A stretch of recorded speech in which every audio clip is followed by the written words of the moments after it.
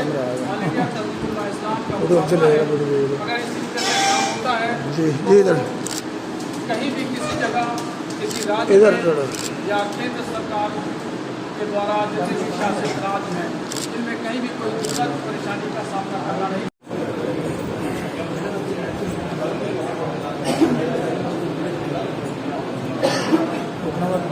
और किसी को कापी अगर नहीं मिली हो, अगर किसी से आपको की तक़रीबात का आगाज़ आज से हो गया है। 3 रोज़ा उर्स इंशाअल्लाह बड़ी सादगी के साथ शान व शौकत के साथ मनाया जाएगा। हमेशा की तरह इस बार भी जैसा कि ऑल इंडिया तंजीमुल उलमा इस्लाम राष्ट्र कार्यकारिणी की बैठक करती है, आज उसने दरगाह आला हज़रत पर विभिन्न स्टेट से आए हुए उलमाए कराम के और ओहदेदारान के साथ एक मुस्लिम एजेंडा का रूप इख्तियार किया। हिंदुस्तान में जगह जगह और अलग अलग सूबों में मुसलमान जिन मसाइल से दो चार है या मुश्किलात का शिकार है, उस पर ये तमाम उलमाए कराम ने एक मुस्लिम एजेंडा तैयार किया है, जिसकी कापी वो ये हम आपको पेश करेंगे। मुस्लिम एजेंडे में ख़ास तौर पर जो कहा गया है वो ये है कि मुसलमान अपने तौर तरीक़ों को बदलें और अपने अंदर अच्छाइयों का समायोजन करें और बुराइयों से दूर रहें। बुराइयों में जहेज़ का मुतालबा और नशाखोरी, ये तमाम चीज़ें हैं। ख़ास तौर पर तालीम के मामले में एजेंडे में कहा गया है कि 2020 और 2021 में मुसलमानों की एजुकेशन का जो दर है वो कुछ फ़ीसद बेहतर है, मगर फिर भी ये बहुत ज़्यादा इत्मीनान बख्श नहीं है। इसी के साथ साथ में मुस्लिम एजेंडे में मुसलमानों से अपील की गई है कि वो ज़कात का इज्तिमाई निज़ाम करें। ज़कात का इज्तिमाई निज़ाम करने के बाद उससे गरीब और मिस्कीन जो बच्चे हैं, बच्चियां हैं, उनकी तालीम पर उसको ख़र्चा किया जाए और इनकी मदद की जाए। ज़कात के फ़ंड से जो बच्चे स्कूल पढ़ने के लिए फ़ीस की वजह से नहीं जा सकते हैं तो उस ज़कात से उनकी फ़ीस अदा की जाए। जो नौजवान बेरोज़गार हैं उनको रोज़गार फ़राहम किया जाए। पढ़ लिखने के बाद उनको नौकरी नहीं मिली है तो ज़कात के फ़ंड से उनकी मदद की जाए। ये मुस्लिम एजेंडे में मुसलमानों से हिदायतें की गई हैं। और हुकूमत से उलमा ने साफ़ तौर पर यह कहा है कि हम मुल्क की सालमियत और मुल्क की यकता और अखंडता पर हम किसी के साथ समझौता नहीं कर सकते। हम इसमें जनाब नरेंद्र मोदी की गवर्नमेंट के साथ काम करने के लिए तैयार हैं, मगर ये नफ़रत की जो हिंदू मुस्लिम नफ़रत की राजनीति की जा रही है, इस नफ़रत को हम बहुत ज़्यादा दिनों तक बर्दाश्त नहीं कर सकते हैं। हम जहां मुल्क की सालमियत के साथ खड़े हैं, मुसलमान मुल्क की यकता और अखंडता की कुर्बानी देने के लिए तैयार है, मगर इस नफ़रत की राजनीति को बर्दाश्त नहीं करेगा। जगह जगह लव जिहाद, मॉब लिंचिंग, टेरर फंडिंग, दहशतगर्दी, आतंकवाद के नाम पर बेकसूर उलमा को और मुसलमानों को गिरफ़्तार किया जा रहा है। इसकी भी हम शदीद तौर पर मज़म्मत करते हैं और हुकूमत से मुतालबा करते हैं कि बेकसूर मुसलमानों को गिरफ़्तार न किया जाए और इस पर रोक लगे। और इसी के साथ साथ में जो मुसलमानों के साथ गवर्नमेंट ने सबका साथ सबका विकास का नारा दिया, तो ये नारा बेमाना और बेवक़्त इस तरीके से होकर रह जाता है कि हुकूमत में सिर्फ 1% लोगों की मुस्लिम कम्युनिटी से नुमाइंदगी है जो बनाम मुस्लिम हैं, जबकि बहुसंख्यक तादाद में सुन्नी सूफ़ी बरेलवी मुसलमान यहाँ पर हिंदुस्तान में आबाद हैं। उनकी हुकूमत में न सेंट्रल हुकूमत में न राज्य हुकूमत में कोई नुमाइंदगी नहीं है। इसलिए नुमाइंदगी दी जाए तभी तो सबका साथ सबके विकास के नारे का सही माना होगा, वरना ये नारा बेमकसद और बेमाना होकर के रह जाएगा। इसी के साथ साथ में मुस्लिम एजेंडे में उलमा ने यह भी कहा है कि हुकूमत के ज़रिए जो मुसलमानों के उत्थान हेतु डेवलपमेंट के लिए स्कीमें बनाई जाती हैं, वो स्कीमें सिर्फ कागज़ तक सीमित रहती हैं, उसका इम्प्लीमेंट यानी अमल दरामद ज़मीनी स्तर पर नहीं होता। مسلمانوں کو اس کا قطعاً کوئی فائدہ نہیں ہوتا، اس لیے اس میں بدلاؤ لایا جائے، اس کو طور طریقوں میں چینجنگ لائی جائے۔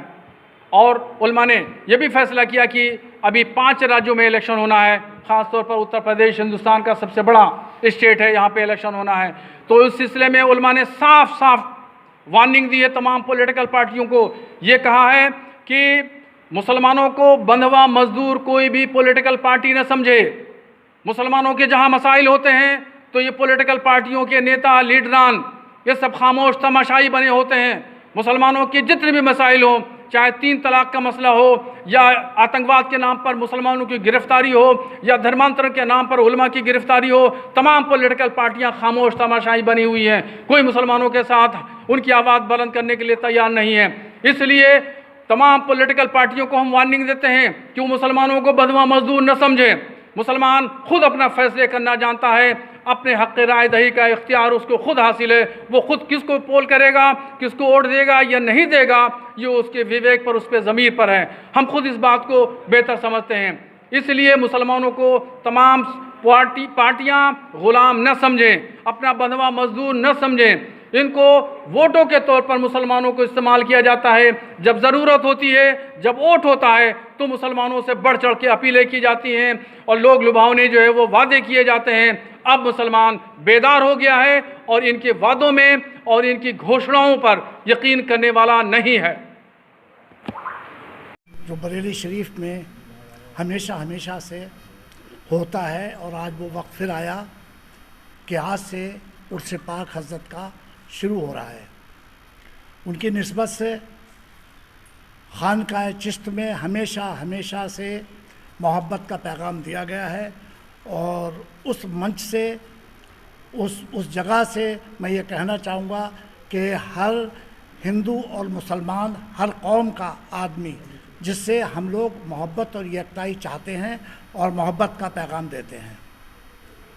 بس میں اتنا ہی کہوں گا، میں اپنی بات ختم کر رہا ہوں۔ پیر طریقت حضرت مولانا صوفی عبد الرحمن صاحب قادری، گدی نشین خانقاہ قادریہ رحمانیہ۔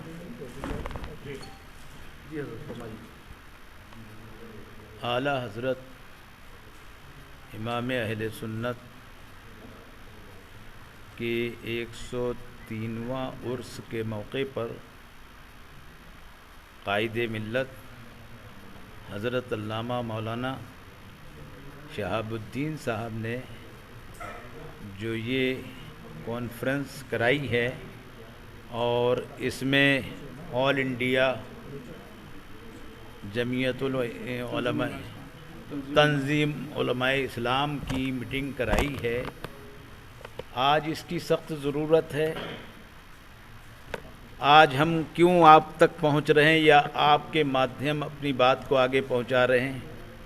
کیونکہ اس وقت میں الپ سنکیت کا کوئی بھی پرسان حال نہیں ہے، کوئی سننے والا نہیں ہے، ظلم پر ظلم ہو رہے ہیں، تشدد پہ تشدد ہو رہے ہیں، مولنچنگ کی وارداتیں ہو رہی ہیں، بچیاں سیف نہیں ہیں، تعلیمی نظام درہم برہم ہو چکا ہے، اور جتنے حکومت اور حکومت کے ساتھ دینے والے لوگ ہیں انہیں صرف دولت کو بٹورنے کے سوا کوئی فرصت نہیں ہے۔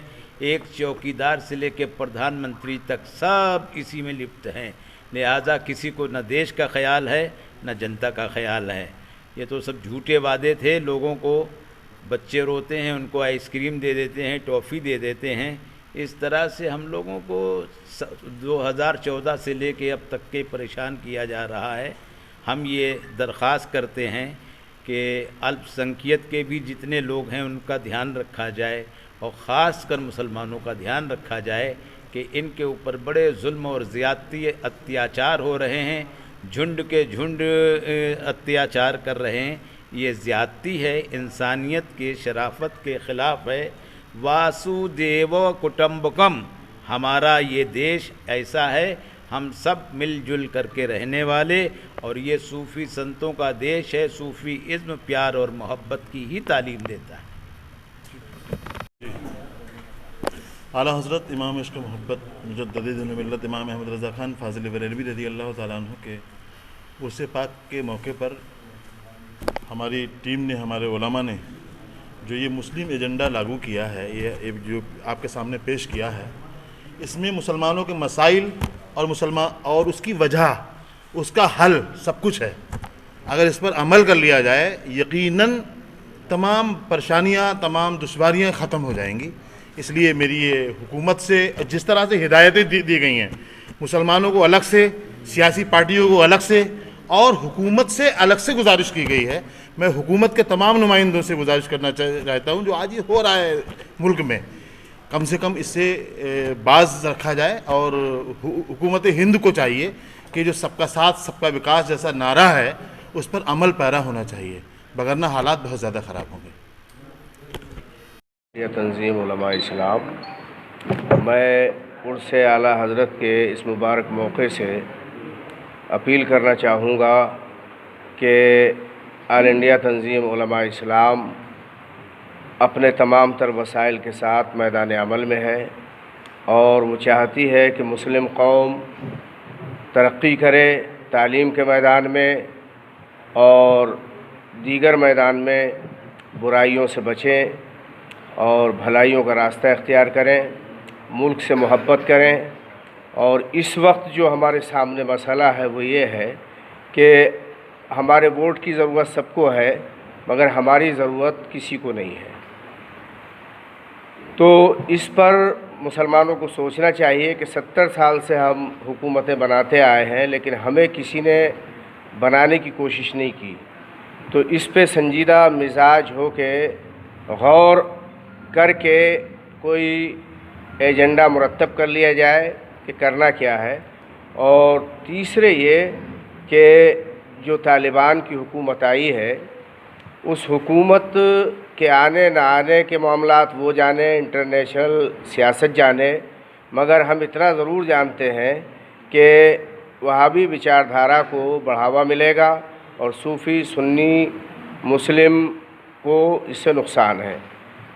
चौथा ये कि हुकूमत कहती है सबका साथ सबका विकास, तो हम ये कहना चाहेंगे ऑल इंडिया तंजीम उलमा इस्लाम के प्लेटफार्म से और आप हजरात के माध्यम से कि हुकूमत को कम से कम अपनी करनी और कथनी में यकसानियत पैदा करनी चाहिए।